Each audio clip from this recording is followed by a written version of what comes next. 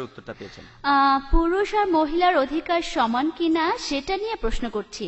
আমরা কোরআন পড়ে জেনেছি যে পুরুষ আর মহিলার অধিকার সমান আল্লাহ সুবহানাহু ওয়া তাআলার কাছে।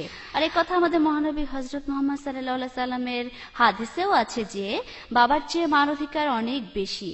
কিন্তু এরপর আকিকার সময় দেখা যায় যে একটা বকরি কোরবানি দেয়া হয় মেয়ের জন্য আর দুইটা দেয়া হয় ছেলের জন্য। বোঝানো হচ্ছে যে ছেলেই বেশি গুরুত্বপূর্ণ।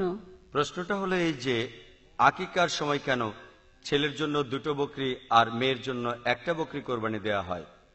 বোন, অনেক সহিহ হাদিসে আছে যে ছেলের জন্য একটা বকরিও কোরবানি দেয়া যায়। এটা বাধ্যতামূলক না, সহিহ হাদিসে আছে একটা বকরি মেয়ের জন্য আর ছেলের জন্য দুটো বকরি।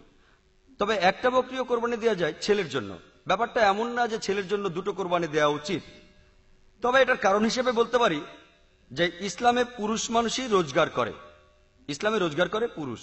মেয়েদের বিয়ে হওয়ার আগে দায়িত্ব থাকে বাবার অথবা ভাইয়ের, আর তাদের বিয়ে হওয়ার পরে দায়িত্ব থাকে স্বামীর আর সন্তানের তাদের অন্ন বস্ত্র বাসস্থান সবকিছু সংস্থান করার। তাই এখানে আলহামদুলিল্লাহ সে যাবতীয় অর্থনৈতিক দায় থেকে মুক্ত, তাকে সবাই রক্ষা করছে আলহামদুলিল্লাহ।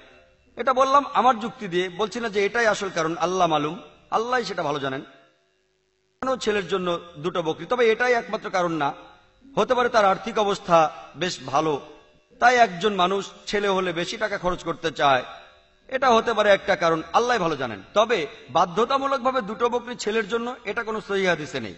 সহিহ হাদিস বলছে হয় একটা নয় দুটো, আর মেয়ে হলে একটা, কোনো সমস্যা নেই, ইচ্ছে করলে আপনি বেশিও দিতে পারেন।